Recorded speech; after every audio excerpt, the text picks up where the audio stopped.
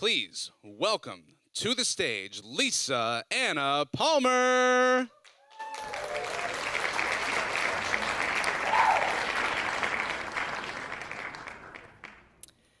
Imagine a workplace where people love coming into work. They're enthusiastic, they're connecting with one another, and they're excited about their giving their very best to the organization. Imagine a world where engagement levels are sky high. People in society are positive because they found meaning at work. They found a way to give their very best and make a difference. And they know that they do.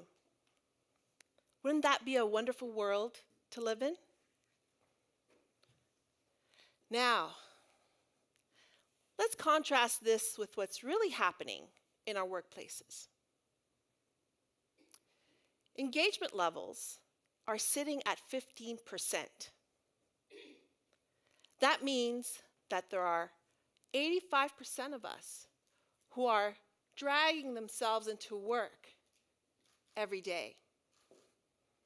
Maybe some of us are laying in the fetal positions on a Sunday night, worrying about coming into work on a Monday.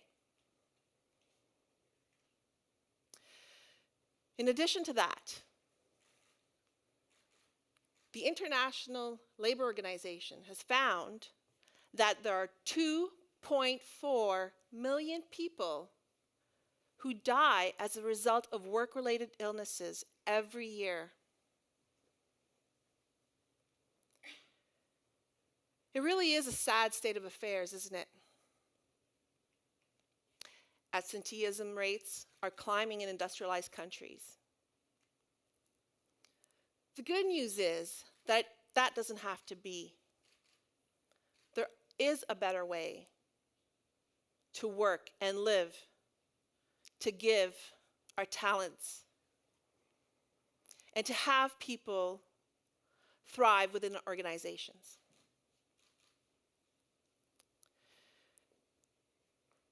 Now, if you are a CEO or an HR professional, and you're wondering what's happening in your workplace, in this world,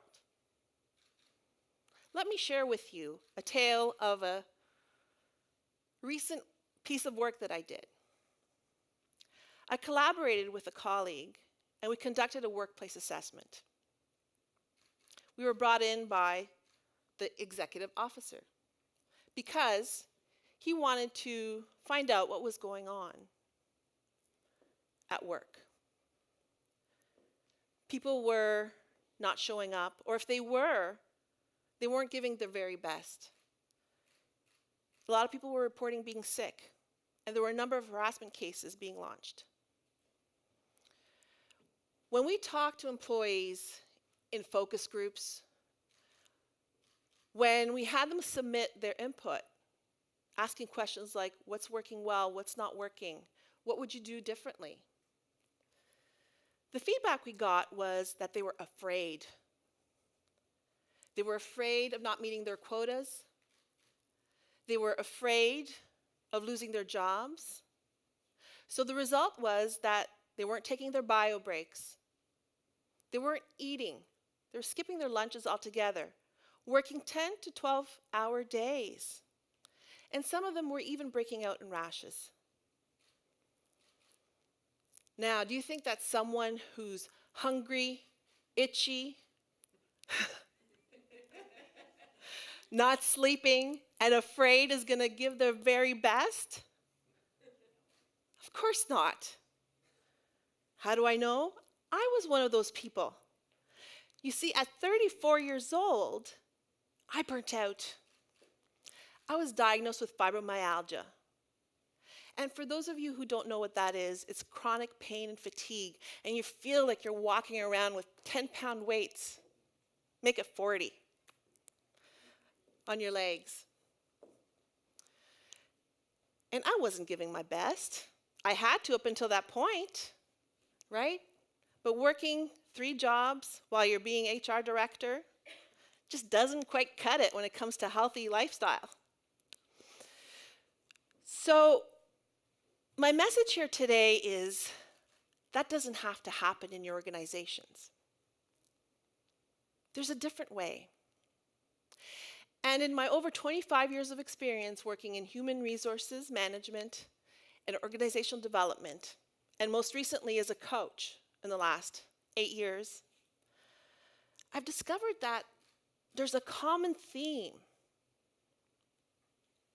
There are many factors influencing workplace health, but there's one of them that's super important. And the key is with your middle management. Because what happens is, really great high performers, people who are awesome at accounting, finance, IT, you name it, people who have trained 5, 10 years in their craft are suddenly rewarded with promotion into leadership roles. Wow, they're happy, right? They got this promotion. Finally, somebody, noticed all the hard work I'm doing. I got, extra power now to make a difference in organizations. I have a team I can work with. That's all great, except they're left to figure it out on their own. Here's a promotion. Here's your team. Have fun. So what happens is in these situations, and it's human nature, right? What happens is in these situations is that when someone doesn't have the skills as a leader, they default back to command and control, right? And in command and control, they start to get negative feedback from their staff because people don't like to be told what to do. They don't. And what I do is come in and I work with the middle managers, from team leader to director, people who are really high performers in their field, and I help them shift their mindset from wonderful individual performers to great people leaders. Because if they don't get that kind of coaching and mentoring, and we all know that you as senior executives are very busy trying to grow the company and strategizing, that sometimes you don't have time to work with your employees who've just been promoted. So what I do with them is I show them that, you know what, all those old sayings that you've heard about, you got to play the game to get ahead. In order to motivate employees, you got to light a fire and they're there. Asses, right? All those nice sayings, those don't work. They lead to burnout. Your staff, your employees, as well as yourself. There's a better way. And that way is to light a fire in their hearts. That's right. Connecting with employees at the human level through compassion, courage, competence as a leader. The compassion to be able to listen and understand what your employees' motivational needs are. To be there for them and see them as human beings. They want you to say hello and thank you. It's really that simple. They want you to show them the way. They also want to see you have the courage to take a stand and make really important, sometimes tough decisions.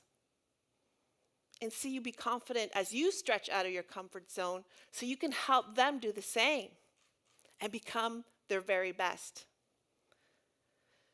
They also want to see you be competent as a leader. Yes, professionally in your field, but also know how to communicate properly and be able to engage them when you're innovating, when you're trying to make a difference and help them see how they make a huge difference in your organization. I'll give you some examples. I love my clients. So I had a client named Al. And Al came to me and he said, Lisa, you know, my to-do list is 3 pages long. I said, 3 pages long? That's longer than my to-do list, and I usually have a long one. So what's going on, Al? Who's filling your to-do list?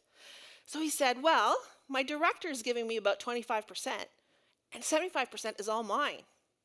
I said, oh, well, let's talk about that a little bit. So I coached him through, and he discovered and came to the realization that he wasn't delegating because his people weren't trained yet. So I helped him shift from having to do everything himself to beginning to train his employees so that they can take on more work. He could trust that it will get done in a very positive and done in a very good way. Another client I had was Jan, a perfectionist. By show of hands, how many of you are perfectionists or no perfectionists? Right, I think pretty much all of us. So Jan was worried that her employee wouldn't do a good job at completing a report because she was fairly new and Jan hadn't had the time to train her. So Jan was doing all the, the layout and all the work that really her employee should be doing as an analyst. So I had a conversation with Jan and I said, how about this? Consider, what if you helped your employee stretch a bit? And instead of telling her what to do, you had her go figure out a method and propose it to you and see what happens. 2 weeks later, at our next session, Jan came to see me and she said, wow, my employee actually produced something better than I would have. And I have more time for myself. Those are the kinds of stories I like to hear from middle managers and directors. Let's contrast this with Paul. So I met Paul about 2 months ago, and we had a conversation, and he really wanted me to coach him. He's like, oh, Lisa, this is great. Can you put together a proposal? I'll talk to the CEO, because Paul was the right-hand man to the CEO, and he was brilliant, really great, and I was excited because I wanted to work with him. He was really a bright light. Turns out that the CEO didn't feel like Paul was worth investing in. He was heartbroken because he was really looking forward to gaining new leadership skills so that he could manage his growing team and be able to make a difference to the company, as well as manage his exhausting workload. Unfortunately, Paul didn't sign up, and 2 months later, I see him again, and he's already burnt out. He's been in the job 2 months.